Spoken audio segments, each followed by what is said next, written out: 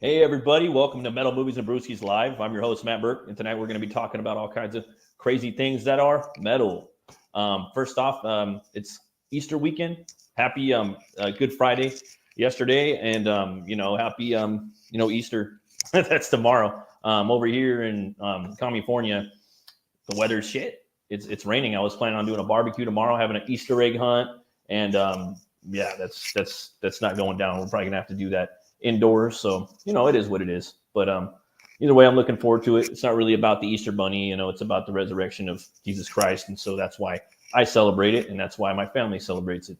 But I got some news for you guys, so we could jump into some of that right now. Let's see here.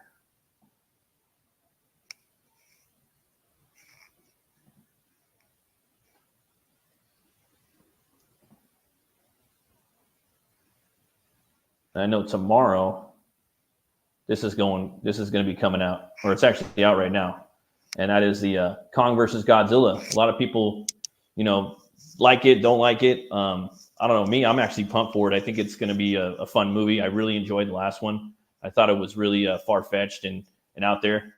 And I don't know. Why don't you guys say what up to Brian Christgau? Brian, what did you think about it? I haven't seen it yet. I do plan on checking it out. I haven't been really too happy over the legendary kaiju verse. Yeah. I the first Godzilla I thought was whack. The second one I thought was mid. Kong, King of Skull Island, I enjoyed. Yeah, I'd like that too. And then Godzilla versus Kong was just a freaking joy. It was just so much fun. And I don't know anybody who didn't enjoy that. And this is the same director, Adam Wingard. He's also bringing the star of one of his first films, The Guest, which is an excellent horror movie. I highly recommend it, as the male lead in this. Oh, okay. I think it's that guy that played the Beast too in the Disney remake. Which I didn't see, but he's a great actor. He was good, for what he had, I guess. He's great in The Guest. You gotta check that out. That's dope. So the new retro wave color scheme, everything about it was just great. And so I'm hoping that this is more of that type of just complete insanity.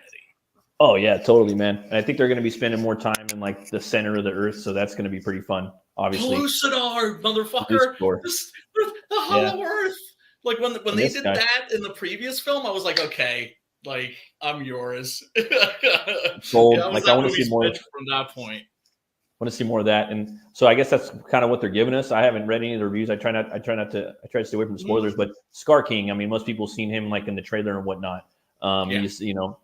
He's kind of based off of Kong, but he's I don't know. There's a little brief little thing about him right here we could go into. It's like tiptoeing on spoiler, but he's sadistic, tyrannical, and brutal orangutan type chimpanzee like titan who rules over a clan of similar simian-like titans with an iron fist, and is personally responsible for the deaths of countless other titans. So he's pretty crazy. No longer satisfied. Yeah, he looks crazy, dude. Like, watch. No longer satisfied with simply having dominion over the Hollow Earth, he strikes out against the world using his loyal servant and minion Shimo, the first titan who mind controlled with the crystal to unleash destruction upon the Earth. His weapon is a spine whip. I know, it's so fucking metal. Yeah, it's so like metal, a hook man. at the end, and then he's using mind control like fucking Gorilla Grodd. Yeah. Yes, this sounds completely insane. Yeah, and his design comes from right here, appearance. The Scar King is a gigantic primate-based creature with the appearance quite similar to that of Kong, but with a slender, muscular, and elongated orangutan-like physique that is characterized by the lengthy arms and legs, a slight pronounced hunchback, and a small scar on his right brow. He has pale white skin, and his body is predominantly covered with thick reddish fur, except for his face, scalp, chest, inner arms, hands, and feet. Notably, his eye emit a gentle, luminous blue glow, and he adorns his face and parts of his body in faded red war paint. But this part right here, what I was looking for, okay, the design of he's based off the design of King Kong from King Kong versus Godzilla, which was released in 1962 by Toho Studios. I thought you might get a kick out of that. Yeah, which is funny because I always say that the King Kong, the Japanese Kong, especially from Godzilla versus Kong, looks a little special, if you know what I'm saying. Oh, he looks developmentally disabled, shall we say? Oh yeah. It looks like I love me some Japanese Kong. Although the better Japanese Kong movie is King Kong Escapes. That is awesome. I guess too that like the movie's getting. I mean, obviously, I don't care about what the critics think. Some people do though. Some people are all about that. I think it's interesting though, like sometimes to see. Obviously, Rotten Tomatoes is the biggest site, but the fans are digging it. They're giving it, or the audience is giving it 92, and the tomatometer is 55%, which are the critics, the paid chill critique media. So I don't know. Like even this critic says against this because come to Godzilla. Like they have like a kind of what am I looking for? A prerogative. Do you know what I'm saying? They usually have like a reason for like being ideologically for something or ideologically against something. Or of course, most of them are just paid. It's kind of like journalists are just PR people now. And it's the same thing with film critics. I mean, that's why there's like a handful out there. Christgau, for instance, Film Threat, he always keeps it real. Mark Kermode, I think, is pretty good. That's the thing that you do. You find like Kim Newman, you find that handful of like honest people whose tastes sort of mirror your own. And those are because ultimately critics are consumer reporters. 100%, right? Man. But even this guy, like, people always ask you if you just saw a movie, is it worth seeing? Right. And even this guy right here, I mean, he says pretty much water is wet. Come to Godzilla versus Kong, the New Empire for the sheer monster mashing spectacle, and stay for that too, because that movie doesn't have much to offer. I'm like, fuck yeah, homeboy. That's the only thing I'm going to see it for, dude. Rumble. I'm not going to see Godzilla. I'm not going to see -1. I'm not going there with my box of tissues. I'm going there for some popcorn and corn. You know what I mean? I want to see that big motherfucker power glove like Hellboy smashing people. You know what I mean? That's why I'm going there. I'm going there for that. It looks insane. It looks seeing insane. Him run. It looks like a cartoon. And I like the Godzilla cartoon and the King Kong cartoon. So me and my kids watch it. But I thought I would show you that, and I'm glad you're here right now, Brian. You've probably seen this, but I got a cool movie trailer I wanted to show you guys for some news that's cracking right now. Coolness. Let's go ahead and check it out. Also, let's see here. Go see Passion of the Christ. It's playing in theaters some places. I think this weekend. Really? Because it's Easter. Yeah, and they're filming the sequel too. Also. Oh, okay. Let's see here. I've still never watched that, and I still never. It's so metal. You got to check it out. I know. It's just like, do we really have to just dwell on like the agonies of Christ? I mean, I understand. It's like he went through it. The least you could do is witness it, but it's not the real thing. It's a recreation of the thing. Some people need to experience it. It's interesting how we Christians, we have this need this need to like kind of bear witness to something that happened 2,000 years ago. Some people need it. Some people need to see it, because I guess. Check this out. No, what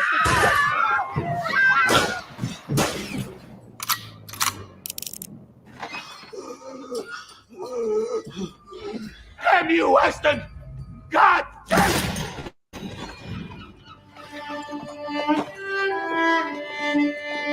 Shout, always releasing those So where are you from? Blu-rays. Weston! Oh, God. That Scream, by the way. Oh, my boy. Damn you, Weston! God damn it!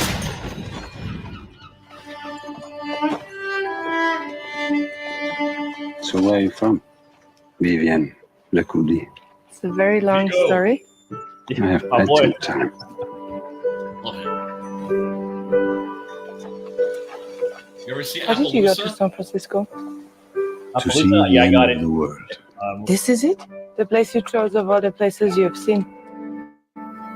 No flowers, no garden at all. You live like a dog. Happy dog. You have to tell me where you want me to plant your trees. You're Plant the still a trees, dog. he's gonna be digging graves. Can I have your attention, ladies and gentlemen? I'm Sergeant Webb of the California Regiment. We need volunteers who want to fight to save the Union. We're looking for men of honor. Men of honor. Thinking about enlisting. This is not your problem. This is not your country. It's the right thing to do, fighting against slavery. We have a life together now. It is only beginning. Be my wife. You cannot make things right with a consolation prize. Oh. Snap, I think he No deserves sense that. being all alone on a night like this. No different than any other. I am fine, Mr. Jeffries. No, you most certainly are.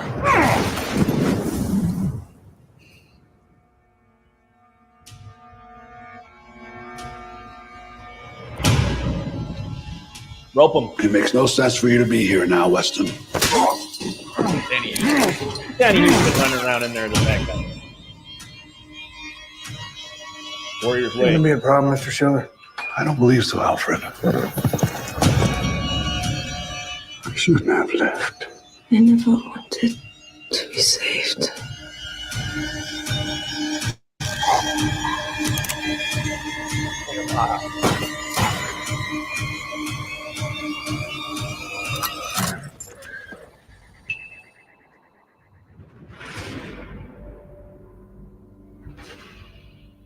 I'm excited for that, man.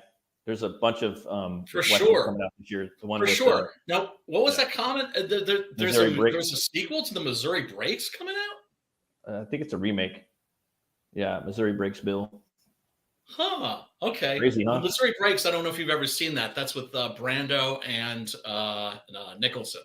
And Brando plays like the villain in that and is very, very memorable. I have to watch that one again. It's been a long time. I just know that there's a bunch of westerns coming out, and we just so happen to have western books, so it's kind of cool. Yeah, man. And have you seen the Dark Valley yet? No, I haven't seen that yet. Oh, you're gonna like that. That's the best western that's come out like in the last 10 years. I Who's would in say that one? it's German, and it takes place in Germany. Oh, There's a yeah, guy that who was the comes one. from the Old West. I gotta watch that tonight, dude. Oh, That's the one I wanna and watch. also the violence in that. Shoot me a link, bro. Brutal. Shoot me a link. Oh, for sure. Yeah. It's I'm pretty sure it's on Tubi and Is it? some other platforms. I'll find that shit for you. Iron Age Bros, huh? Nice. They're making it. Yeah, man. Fuck yeah, man. Well, I think it's that time of the show for us to get into something Oh, that shit. is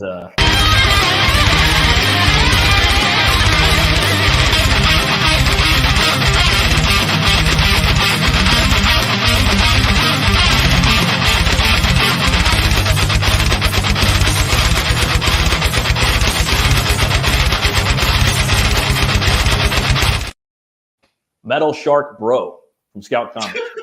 So there was a Zoop book that was crowdfunding. There's more Zoop books that are like, I think Brutal is one of them. I picked up this book called Brutal. I don't have it right here, but I got it from the LCS, but they're doing a Zoop crowdfund. And there was another book on there from Scout. They were doing a Zoop campaign, but homeboy Ink Spots dropped some tweets where he was checking out Scout, and I went to their website. They got a fuck ton of like dope ass books. And if I find a metal book, I'm going to put on the show. So this is, and I've been stating like metal is a genre in comics now. Like the hero always has a fucking axe guitar, or just like and I'm doing it too. I don't give a fuck. And it's just like this cape. It's like superheroes got their capes. The metal, they got their fucking axe guitars. But yeah, man, let's check it out. I like this art style, very scribbly. You know what I mean? Yeah. Very doodly. It's a traditional shark stumbles upon Satan's nephew and is forcefully given anthropomorphic qualities. With his newfound human physique and propensity for violence, he's tasked with collecting the souls of those that have sworn allegiance to Satan. The only problem? He just wants to be a normal shark again. Naturally, he swears bloody vengeance, and a whole lot of death ensues. Metal Shark Bro is a perfect of fans of Aqua Teen Hunger Force, Tenacious D, and Rick and Morty. Sounds good to me, man. Yeah, it does. And it has all these cool covers. It just looks fun. It looks like fun. I mean, chances are if you pick up like a metal book, they're all going to be fun, that they're going to have that spirit. Yeah. Right? Because that's the thing. There's a big difference between like what heavy metal fans were back like in the 80s and what they are like now, right? Yeah. Like with the new metal scene, that's when and the NU metal scene in the 90s, that's when things shifted, where you had people that could acknowledge how the goofiness of heavy metal and just embrace it. Yeah, exactly. Like have some fun with it. You know what I mean? Yes. Like some people live metal, you know what I mean? Like they take it, like we talk about that on the show a lot. Like they go there mentally, We know a couple of people. So I don't know, but everybody. You're does. always there, Preston, for sure. Yeah, Ninja Nuns. Yeah, so definitely, guys, check out Scout Comics. I want to put a link. You guys should go check it out. Let's see. And support Soup too. Those guys were really, really great to me. The campaign didn't work out for other reasons, which I shan't go into. Yeah, but we need more. We need more platforms and specifically platforms that don't shadow ban creators. Yeah, pretty much. I don't know if that link worked, but could try it one more time. Yeah, no, I mean, I see like Barbaric. That's a big fucking book right now. It's on Zoop right now. They're crowdfunding it. So excellent. I'm sure you've heard of it, right? No, I haven't. Yeah, it's a pretty big book. Where does it take place? Because I'm looking at that guy and he looks kind of like a Germanic barbarian, but then the weapon in his hand looks like something that like the Mayans or the Aztecs maybe. It's kind of like Elric a little bit, without spoiling too much. With Elric's sword. Oh, okay, so it's fantasy. It's not like historical. Oh, yeah. Okay, gotcha. Definitely. So come and check that book out. Because then you can just mix and match and do whatever the fuck you want. Oh, for sure, man. And then there's another site you guys got to check out. For people, the metalheads that are watching that don't know about it, you guys should check out this site. It's called Fund My Comic, and there's a book on there right now for all you Robert E. Howard stands, marks, like me and Brian over here. Yeah, it's the first I just backed that. Sword and Sorcery story right here, The Shadow Kingdom, and it's by Rush Lee. Zandy Zimmerman. Russ is going to be coming on the show this week on Open the Gates. We're going to be talking about this. Can't wait. Interesting guy. Very interesting guy. And he plans on, if this thing, depending on how it goes, he does have plans to make more Cull books called The Atlantic. Yes. So, he said that. Yeah. I mean, dude, I'm sorry. I'm yapping like crazy, but you're talking Robert E. Howard. You're talking Cull. I can't fucking help it. I'm going to get the verbal diarrhea. Cull is, thought of as like Conan's predecessor or Conan Light. I'm sorry. Cull and Conan are totally different characters. Cull, like Conan, never doubts himself. He's always 100% sure about what he's doing, right? No fucking self-doubt whatsoever. 110% confidence. That's why ladies can't resist him, right? Cull, always second-guessing himself. Always he spends a lot of time in his head. But when he needs to, when the Snake Men are rising up to like take over Volusia, he just whips mad crazy ass, and you know, can, in other words, he can turn on the Barbarian. Yeah, he's definitely an overthinker. Yeah, and his homeboy Brule, the Spear Slayer, a Pict that that's like his right hand man, also a great character. And what Russ is doing is he's adapting this story, right, by Robert E. Howard, and he's including it also in the book, right? And not in a little print like they do in the Sumerian, right? Yeah. So you can read the original Robert E. Howard story after reading the comic or before, right? I would always recommend before. But look with any adaptation, right? And then he's going to use this as a springboard to take Cull and Brule on a road trip and create new adventures. Ones that are, the ones that aren't out of the head of Robert E. Howard, but out of his head. So yeah, you got to do that sometime. You know, like we need new stories from these. You know, like you have those stories, and those stories can stay that way. You know what I mean? So Robert E. Howard killed himself when he was 30 years old. Yeah, man. Yeah. And so we didn't get a lot of the stories that we might have gotten. It's amazing what his output was, considering, right? I mean, he did work hard. Favorite writer of mine. You guys want to check out the trailer? Oh, for sure, dude. Okay. In the time before Atlantis sank and the lands of the world were savage and untamed, one man would claim his destiny, leaving his Atlantean tribe behind and throwing off the shackles of Lemurian bondage. He sailed the seas as a pirate captain before seizing his place as a king. And now that he has the throne, how long will he be able to keep it? This is the Shadow Kingdom, the classic sword and sorcery tale by Robert E. Howard, adapted by Randy Zimmerman, with artwork by Russ Leach. Available now at fundmycomic.com. Yeah, man. So you guys go check out the Shadow Kingdom. I haven't backed it yet, but I plan on doing it. You know, there's so many books. I can't back them all right now. I know. There used to be a time when I could actually fucking get like 90% of them, and now I just can't. I know. And then I've just been spending too much fucking money. There's books, you know, that come out that I get that are, you know, I get the Conan books too. Those are like $4, you know, $4 a month. And I like my Goon comic, you know, I got the Goon comic waiting in my pull box. I want to fucking go pick that up. You know, Eric Powell's one of my favorite creators, you know.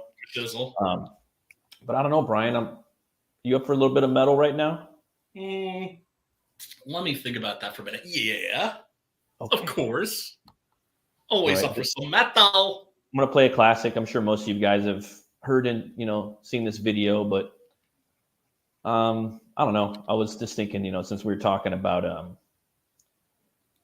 the Godzilla, you guys might like this song. Oh, snap.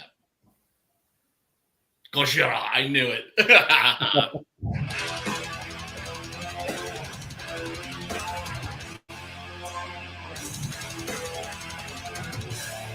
Now from a solar system to another plane, I come with the life in my veins. Through dark and space I ran, I left it stronger behind.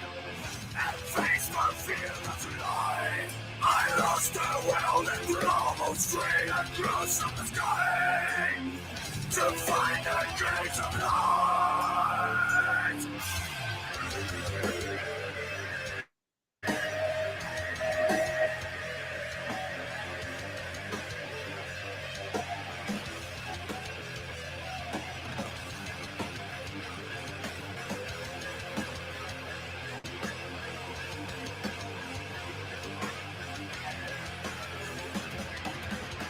I come to serious things to learn from you. Oh, and wish to come into being. And behold, I'm with you. I am ready now to go. The days that save me all. Recover all my forces, all the strength of the world. And feel the light into me.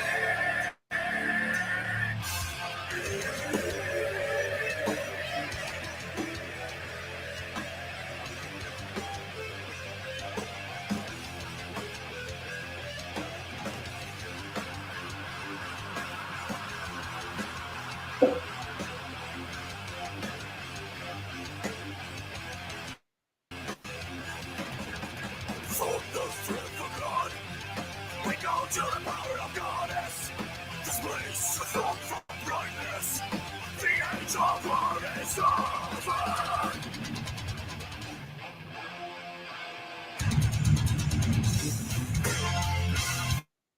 Big burst. Yeah. Little Morbid Windows. Angel right there. Morbid Angel, Late Death, Late So Evil much. Shock. This is Yeah, it's their like best art album, house. dude. Oh yeah, the music, the video too. For God's sake, they'll never rule you. You'll never rest this monster race. Our force is second and killing all the time. It's like cool a little bit. There is no gold turrets now. Leviathans, no complaint at all. Dolphins from outer space are full of the impressive betrayal. I love the way they go back into that. Yeah. Of course, that double bass. Little whale. Some bands just put their metal and their art together like simpatico, you Yeah, know? it's like art house metal. I mean, that's just the term I just made up, but Yeah, definitely. A lot do, man. A lot don't.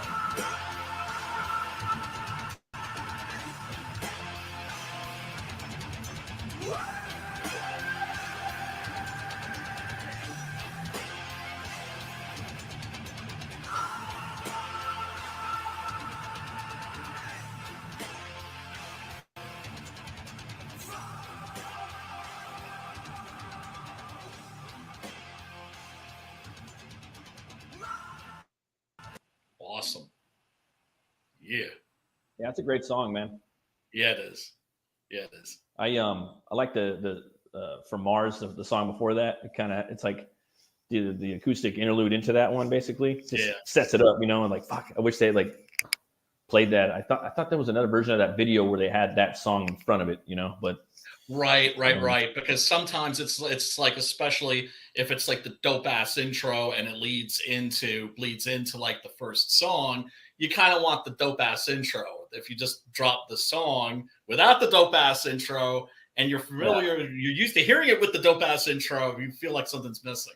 You're like, where's my song? Then you want to go listen to the record. Yeah, I do. Like, and the thing is, I got a new car and they can't put in the CDs anymore, and I'm a CD guy, you know. And Me too. it's like, dude, just download. I'm like, nah, I want to put on my album. Like, I like putting my record in there and like listening to the whole thing like over a few days, you know, or the CD, you know. And sometimes you'll like skip around sometimes, but a lot of times I'll put it in and I'll just pick up from where I left off on that song, and you know, Yes, that's a song that's that record for 3 days of the week, you know. Yeah. I mean, it's nice to have both. I like the convenience of having like an iPod and having like 12 billion fucking songs on there. That's cool. But then I also got to have my CDs. Yeah, I got to have my CDs, and it kind of puts me in like a mode and like a mood, and like I'm kind of there, like listening to that CD for a few days because I choose to be there. And whatchamacallit, like certain like, records are just great. It's like another world. Like it takes you there, you know. Yep. And like say I'm working on a project, you know, with somebody, or I'm doing a piece or something, or I'm writing something, or I don't know, like maybe I want to be transported to where that album takes me, and I have it right there. I can just put it in there. But I guess they sell CD player hookups too, you know, for the car. So I don't know. But do it. For those do it. You guys ready to play a game? Oh shit! I got my ready? fucking clock cleaned like the last 2 or 3 times, but yeah. I tried to pick like somewhat of an easy one. So let's go ahead and check it out. Get ready for it. Black metal decode.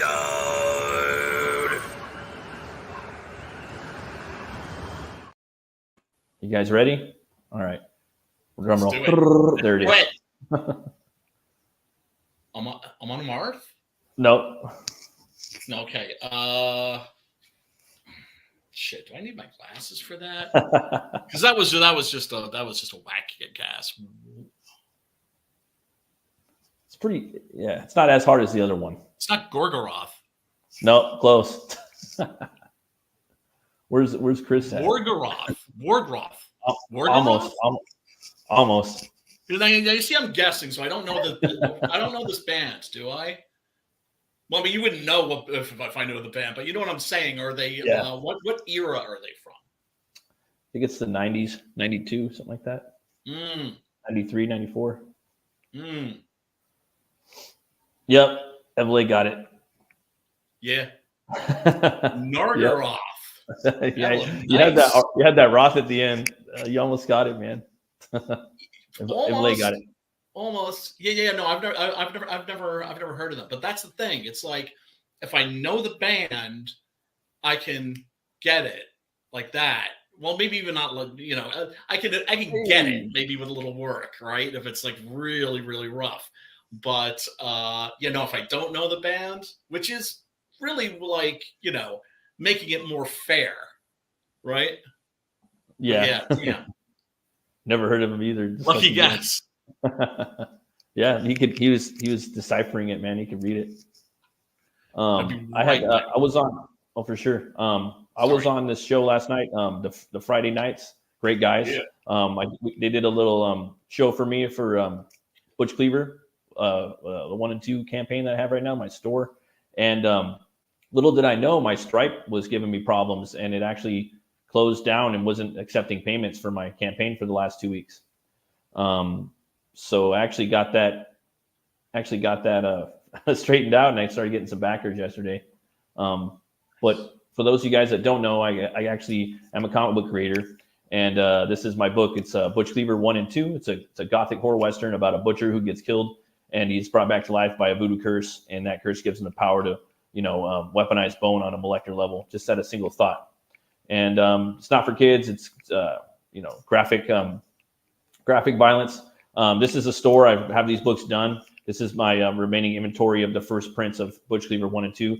The first book I made, I've been working on this character for 13 years. So the first book I made, I did a first copy. I threw in the trash. I redid that. And that would be this one, and then the one I did to follow. So you'll see a little jump in, hopefully in the artistic growth as I go.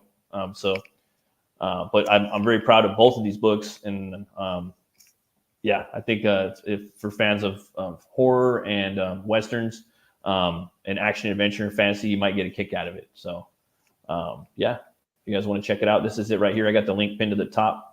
And the campaign is open right now. I got sketch cards, and I will say the next 8 backers are going to get a free sketch card by me, like these ones right here from the characters that are in this universe. So, but yeah, I got a lot of pictures on here, original art. If I was doing a regular campaign, I wouldn't probably have as much artwork on here. But it's 2 books. It's a universe. It's basically a store. So I have a lot of stuff on here. If you scroll down, there's also going to be trading cards that are going out to the first 30 backers, a poster, stickers, and a button. So. Yeah, that's what's going down with that. So, it was also something else I wanted to show you guys. The current book that I'm working on right now is it's called Hell War. It's about a bounty hunter that works for the god of hell, which is in my story, Hell Nora. And I wanted to show you guys a little bit about her without spoiling too much. And my character Hell War. This is a piece that I put on Twitter. So that's Hell War right now. He's going into Helheim, and he's going to have to meet his boss, and he's got some business to discuss with her. And then here it's just basically showing her sitting in her throne with her guards on the side. And just wanted to show how she can kind of basically switch her shape, come down to his level. And that's a little bit of what I'm working on now. The book's probably going to be about 80 pages, and I'm on page 51 right now, I think. So it's taken me a long time, longer than I thought it was going to take. You told me when you got to work on it, you were like, you know what? I think I'm going to spend about 2 years on this. Yeah, it's definitely turning into 3 years now. So I'm like, fuck. That's okay though. That's okay. Slow and steady wins the race, man. Yeah, and it's just like some pages I want to add more, and then I also want to take some out just so like the story flows and whatnot. So, but yeah, I can't wait to get this book out to everybody. It's going to be a large format. It's going to be about 11 by 11 or 12 by 12. So you're going to be reading a big thing, all black and white. So if you're into metal, book in Norse mythology, this book's definitely going to be for you. Coming next year, hopefully, or a little bit after. So, but 50 pages in, that's really good. I mean, it's always best if you can like launch a campaign when the book is done. Yeah, definitely. I want to have it pretty much done. Maybe I'll like get it out there and just do the lettering because I haven't done any of the lettering. And then set up print files. Save that for last.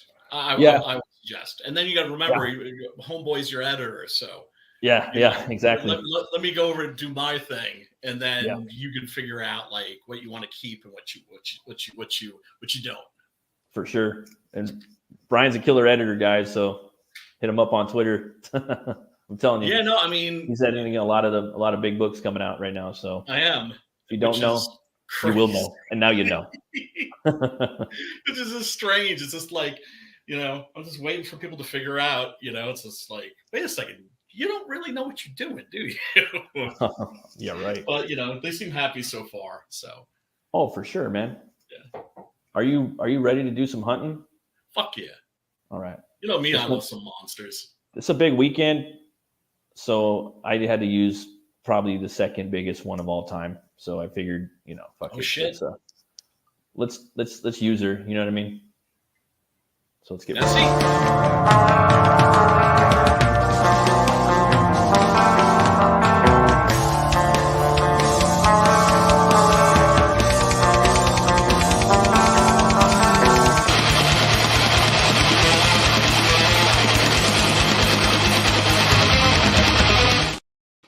That is correct. Nessie, Loch Ness Monster. There she is. From Scotland, from the Loch.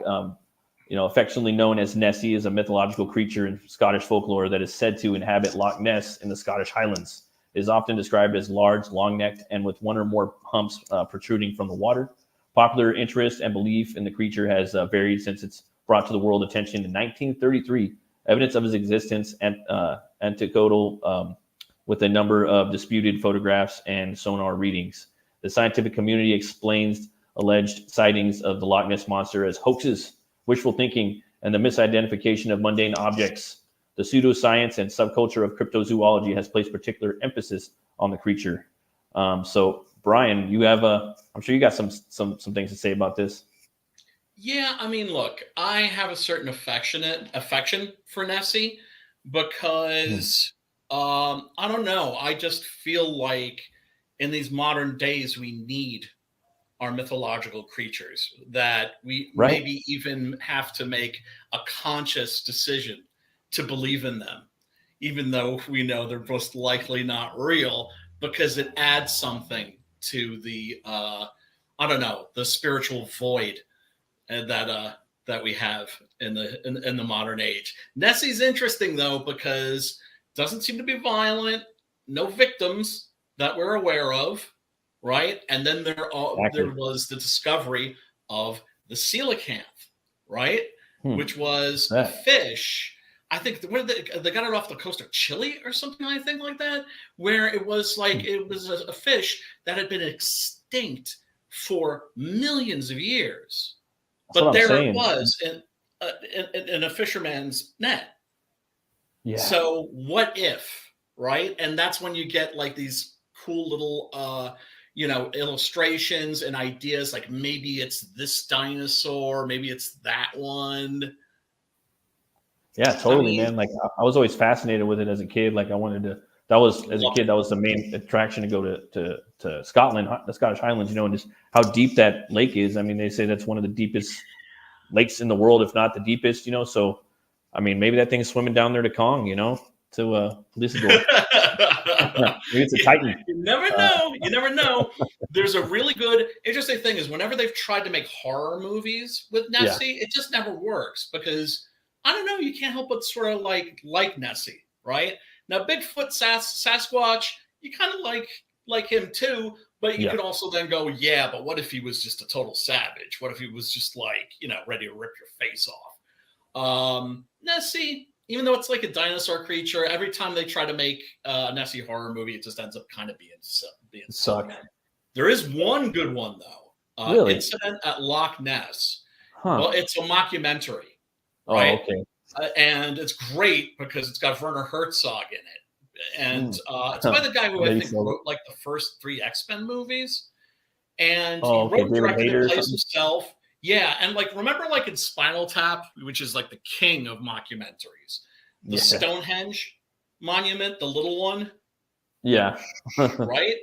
Yeah. They kind of pay homage to that, where Herzog walks into a room and sees they have like a little tiny Nessie that's like pretty much like the exact size, and he gets all mad, but then of course naturally what happens? They run into the real thing. Incident at Loch Ness. I recommend that.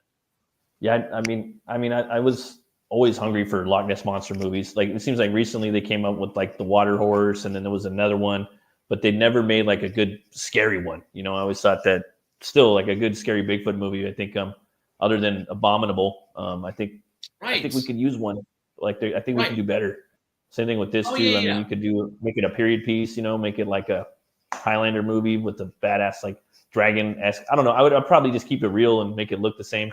But maybe give it some teeth or something. I don't know, some red eyes. Yeah, I think brutal. This is just me. I think it's a lost cause. I mean, think of in her name, Nessie. Yeah, right. It's affectionate. Yeah. Right. Yeah. So, just like, and the Loch Ness Monster doesn't have a body count. It's true, man. I know. She ain't fucking with nobody. She just pops her head up every now and then. We're talking about Nessie. Nessie. Let's say he might have a body count. What's up, man? Everybody, welcome. Joe, up to. How do you feel about Nessie? And Preston's like, never met the bitch. There's like, I used to be like fascinated by cryptids like that. You know what I'm saying? Sure. And it just blew my mind. You see that black and white picture, that little toy floating in the water? Like, when I found out that was actually a toy, I was like, fuck. It's still real to me, damn it. It's a real thing. Yeah. Like, I don't know. I think, like, I love science, but I think science is there to also kill your dreams. You know what I'm saying? Exactly. That's why you have to make a conscious decision to believe in shit that you know is probably complete bullshit. Yeah, to a certain extent. I mean, like, yes. I don't know about like Catholicism or Christianity. Right. I mean, that's all blood and guts. I mean, like the guy, you know who my hero is? It's that old dude that was tramping through the woods, and I forget where, in giant wooden fucking Sasquatch shoes. Oh, yeah. And then just watching all these people rolling in and just sitting on his front porch, just having a freaking laugh. That guy was doing a service to the community, right? I almost want to believe, like, after watching Hawaii Files, that Sasquatch was a leftover from the Neanderthals. You know what I'm saying? Like, because everybody, and I'm one of them, I actually thought Neanderthals, because science always told you, like, like even in your school books, it showed Neanderthals as like men, just not as tall, with no forehead. You know what I'm saying?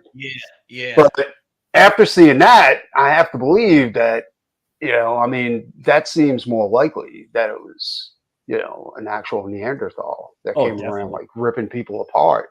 Brutal. And, well, that's the plot of the 13th Warrior. That's a plot of Eaters of the Dead, the novel that. They run into like the last tribe of like Neanderthals. Well, that's one of the things. Like, I was talking to Brian about this because I want to do a book on it. Mention that incident, bro. Yeah, and it's the what was it? It wasn't the Comanche. It was an Indian tribe that had a war with the Sasquatch, right? And it's legendary. Like, it goes through, like, it's told to children. You know what I'm saying? Like, now it's like legend and not real and not myth. And I always thought that would be the coolest fucking thing. You know what I'm saying? Like, you'd have like Indian warriors versus like Sasquatch and shit like that. That would be great, Except you would explain that the Sasquatch was Neanderthal in there, like just bloodthirsty, like mega fucking strong subterranean Neanderthals that went to the inner earth to go ahead and escape, man's intelligence. You know what I'm saying? Kind of to escape from going extinct. Right. Yeah, but here's the thing about the Neanderthals. They're not the savages that we thought that they were, right? I don't know. We know that they believed in the afterlife, for instance, because they buried their dead with flowers. And that's to say, when they consumed their graves, they found like fossilized pollen, like high concentrations of. But that actually goes against what the Y-Files were saying, where they were saying that the Neanderthals like raped and killed and ate humans. Did you see that video, Brian? No, I think it was more like the other way around. Did you see that video yet? You got to see that video. Like That's it was the best video I've seen like on YouTube in the last 5 years. Yeah, and then, you weren't here that day. Yo. You weren't here on that Friday night, that Saturday night. I covered it, because it was metal as fuck. It was, dude. It was, and super villains, bro. But yeah, they were saying like what Matt's saying, like Neanderthals were. I don't know what they were to each other, but to us, they hunted us, and they had thick skin. They could see in the dark. Huh? They could see in the dark. They hunted at night, and he was stating that we have this in our DNA. That the reason why we're afraid at night and afraid of the night is because the Neanderthal was hunting us. He had a theory that they hunted us into extinction to where there was only 300 humans left, one tribe, and we went down into a cave and we survived. You know. And he says that's why we don't have like a variation in our DNA. You know, like it's like a real shallow gene pool when it comes. That's to a good channel. Right. How we are all really genuinely like related. Yeah. Their skin was like extra thick. And they had sharp teeth and fur all over their body. You know, that was like their clothes, thick fur. Brian, I'm telling you, once you watch this episode, it's going to change your view on Neanderthal. Yeah. And he explains everything. Like, shoot me that link. Dude, he goes through. I love the Y-Files for two reasons. One, he goes through and he proves everything right, and then he goes back and he proves everything wrong. Yeah. You see what I'm saying? Like he gives you like he plays devil's advocate at the end. Nice. You know, but on this one, no, dude. Except the gangster. Yeah. Shoot me that link, man. That sounds awesome. I still got to get Original Hate too. Oh yeah, well, dude, that's like a big almost like that kind of came out before that. It's a similar concept. You know what I mean? It's just these ones were more brutal. The Original Hate. Yeah, by Ben Templesmith, his graphic novel. Basically, there are these Neanderthals that the scientists thaw out, and they wake up, and then the last memory they have is of humans hunting them, and so they just go after the humans. They make them extinct. I did a review on it, but the scientist check that out too. She fucking scientist that discovers them. She falls in love with one of them and mates with one of them, and it's just this. It's a fucking movie. It should be a movie. It should be like 1 or 2 movies. It's fucking dope. I was like, dude, this is like 30 Days of Night. Like usually an artist will come out with one like banger, but that like, dude, that shit's up there with 30 Days of Night. I mean, he didn't write 30 Days of Night. Niles did. This fool wrote Original Hate in that. Anything with Neanderthal though, I'm a total fan. But yeah, me too. You guys, Brian, you were talking about Eaters of the Dead, the 13th Warrior. I love the whole Beowulfian way to take a story, and I think that another movie that I wanted to show that's on here. That's metal as fuck, and it also has Caviezel, which played Jesus in the Passion, is Outlander. So here's a trailer. Outlander's awesome, dude. Like fucking awesome. Yeah, it's fun. It's definitely worth seeing. Yeah. Hellboy. Yeah. There's also another movie it's called it's the Viking when the Vikings first came to the Americans. Pathfinder. That's it. Yeah. Same thing. The Beowulf approach. Beowulf approach. So who are you, Outlander? Why were you there? Hunting what? Dragons. You think you can frighten us with children's stories? Why don't you tell Professor me about your dragon? Tell me about your dragon. In the darkness, it kills men, beasts, everything. And it smells like death. There's nothing like that here. Yes, there is. This thing has carved out a territory, and you are in it. We're not leaving. We're going to hunt this thing down and kill it. Hunting won't work. It's too powerful. We trap it.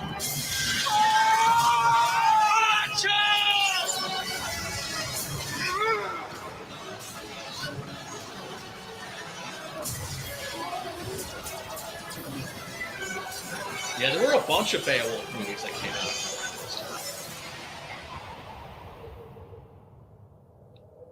2009. Dude, they came out with some great movies back then too, dude. Like, I mean, seriously, good movies. You can't go wrong with the Beowulf approach, or the Beowulf approach. You know what I mean? Where you did you see the Beowulf that takes place in the future, the one with Christopher Lambert? No, I never watched it. No, I never seen that. I've seen it though. It's goofy, but it's fun. It's watchable. I was just like, looks like Highlander. Like he's trying to take the Highlander idea with Beowulf and put it together, you know. But I like the whole Beowulf structure. I want to do a Beowulf comic one day. I will do that. That's in the thing. I lost interest in Christopher Lambert. On that, man. And Neil Gaiman, fuck Neil Gaiman, because you know that he wrote the Robert Zemeckis one. Did you like that one? And yeah, movie? I like the movie. It's just dope as fuck. The game was. Is that the 3D animated? Yeah. But that was Beowulf, dope. The director's cut. Beowulf, dope. Yeah. Beowulf kills the monsters. He doesn't fuck them. Okay, yeah. He kills Grendel's mother, and Grendel's mother does not look like fucking Angelina Jolie. I'm sorry. No. Yeah, I dug it because like you don't want your heroes to be complete. And when it comes to Vikings killed and fucked everything, dude. The only thing I had with Outlander, no, I'm serious. The only bad thing I had with Outlander was that the Vikings were just too clean. You know what I'm saying? Like, you'd be surprised. Like I remember, like for instance, like with the Old West, I remember. Oh yeah, they were clean though. Yeah. Yeah, like for you know, I remember a friend of mine. Like I was watching Tombstone. He's like, "What is this shit? Like they're all clean and they should be wearing all dirty, wearing buckskins." And I'm just like, fucking Oscar Wilde went there to fucking Tombstone, Arizona around that time. Yeah. He said this was like the best dressed group of people I've ever seen in my life. It's just like I was expecting everybody to be in buckskins. Instead, they were wearing the latest Paris fashions. The Vikings had they had toothbrushes and they had combs and they had beard combs. So I mean, just, you know, in the last like 10, 15 years, it's been popularized that they were cleaner than we knew. Yeah. Ahead of the French, because the French had like rotten teeth, all kinds of lice. They had like 10 different types of lice. Yeah. Well, I mean, like the Vikings, for instance, they boiled their laundry in cow piss. You know what happens to cow piss when you boil it? It becomes like bleach. Yeah. Does it really? I never knew that. Yeah. Shit, what was I going to say? Is that wacky? I can't remember. As far as like forging like steel, you know, they were way ahead of the curve with all that kind of shit. Forging swords, they would make it into wire and twist it up, and they would use different types of metal to go ahead and forge swords and shit like that. Steel, they make it out of bone. And the quality of the steel was just fantastic, right? Like Japanese swords, for instance, you know, like the old katanas that they were making way back in the day, that steel was pretty shitty. They just didn't have good iron ore there, right? Really? And so they had to find another way. They had to find a way around that, and so they just, you know, focused on engineering. But like the steel that you get from a sword that you can buy off the internet these days is way better than the old shit. Yeah. I was going to tell you guys too, for all the Beowulf fans out there, because I love Beowulf. Me too. I'm a stan. I became a stan. Have you ever read Grendel? I'm sorry to interrupt. Have you ever read Grendel, the novel by John Gardner? No. It's incredible. It's incredible. Okay. It's Beowulf from the point of view of Grendel. Oh shit! I got to check that out. Yeah, really? Yeah. He was a teacher. He was a teacher at Binghamton. Like one of my favorite professors gave his eulogy because he got, you know, died in a motorcycle accident. But yeah, he taught an entire course around Beowulf. It's a graphic novel, or is it a novel? It's a novel. Oh, okay. Novel. It's a short one. It's a short one. I don't know if you can find it on audiobook. Probably. It's a classic. There was one by David Rubin I wanted to pick up. I'm not a big fan of his art style, but he's cool. I like artists that have a fucking style, even if it's not like 100% there. I'm kind of on board like 70%. Yeah. Motherfucker got a style. I like that. So he did he did Rumble after Heron left, and then he did Beowulf before that. But I wanted to recommend the chat and other people that they haven't seen it. Beowulf and Grendel with Gerard Butler and Stellan Skarsgård, and that is a great indie Beowulf movie. I have it, and the mommy is horrid in that movie, and Grendel in there, he just actually looks like Sabretooth. Dude, I think I've seen that. What was it? It was Beowulf and Grendel with Gerard Butler. Yeah. It's extremely low budget, but it's fucking dope. I like it. That was like that period when suddenly there was all this Beowulf stuff. Dude. Yeah. It was like a flood of like Beowulf. He's like, oh, Beowulf. I'm all for, I love me some fucking Beowulf.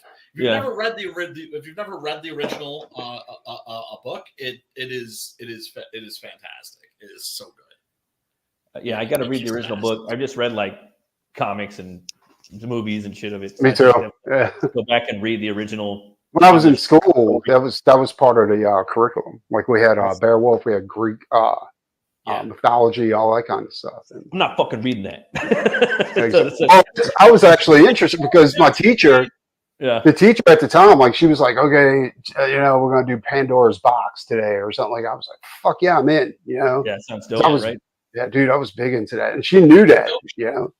That was my subject, man, was history, government, and art. I didn't give a fuck about anything else. And weight training. I mean, you know me, I'm a lit geek, right? I'm a lit geek, so... But I wasn't reading the shit that they were giving me in literature. I wouldn't even read it. I was like, fuck, like S.E. Hinton, fuck that. I'm reading H.P. Lovecraft. I wouldn't read anything, but at the moment they drop a history book in front of me, I start reading that. I don't know why. I didn't like literature at all. Like I just. Well, when I used to do the lectures, because I'm dyslexic, but when my the history teacher, social studies teacher would do lectures. Dude, I was all in. It was like watching a fucking double feature. I was like, lectures are fun. History is so awesome. It's so awesome. And that saying that like it's stranger than fiction, it's absolutely 100% true. Oh yeah, totally, dude. Like it's like you can't write this shit. No, one of the comics I want to do eventually is about the massacre in the Black Forest. Arminius. And all that shit. The 3 Greek legions marched into a German forest. Not a single one of those motherfuckers came out. Damn. Holy shit, dude. That sounds fucking amazing. Yeah. I've got like all my notes. I got a big thick folder full of that one's ready to go one of these days. That's sick, man. Yeah. Well, shoot, man. I think I got all the topics out today. Thanks you guys for coming on. Thanks for having me, man. Oh, for sure, man. Brian, where can we find you at, brother? Well, me? You can find me anywhere, bro. You can find me on the Twitter at Brian Christgau. You can find me on the Facebooks at Brian Christgau. You can find me on the YouTubes too. I'm always in the Twitter. I'm always in the Twitter. And Doc Salem, taker of souls, aka Preston Azevedo. Where can we find you, brother? Right here, and on the Monster Club, the horror movie club on Brian's channel. That's what's up. Thanks all everybody for coming, for stopping by. It was an awesome show. This is going to be the new time. So 8 o'clock on Saturday nights, 90% of the time. I mean, sometimes we get sick and yada, yada, yada. But yeah, thanks everybody for coming. I really appreciate it. And we'll see you next time. Have an awesome Easter. Always remember to be bold, be brave, and roll the bones, know your role. See you guys later. Bye-bye. Peace. Peace. Given a knife to break down all the beat and bring up the blade to cut down all the beats and we have to do that. The baby ever jacked. The man and everyone's open. Get the time to pick up with the fear in the eyes of everyone that goes right back. And I felt the cold still entering my body from all sides. I awakened from my own cocoon inside a skeletal void.